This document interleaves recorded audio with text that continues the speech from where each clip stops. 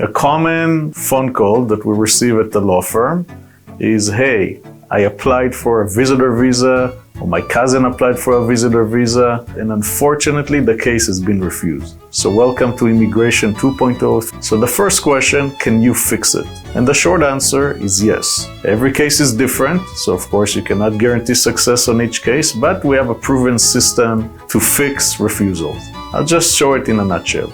So we'll use Ricardo, who's one of our clients from Colombia.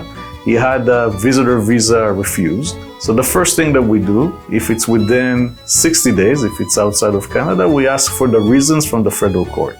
Once we get the reasons, we decide, okay, should we just challenge it now, or we file another application for visitor visa that if it gets approved, amazing, hallelujah. But if it gets refused, then we challenge it at the federal court. The way the federal court works, once we perfect the record, within about 3 to 6 months, we know if the case is settled. If it's settled, it gets reopened and typically it gets approved. In other cases, when it's not settled, we have to wait to see if we get leave, and then if we get leave, we go to a full hearing. So I always say the process to fix those refusals, 3 to 14 months on average, depends on the backlog of the court, but definitely getting a refusal is not the end of the road.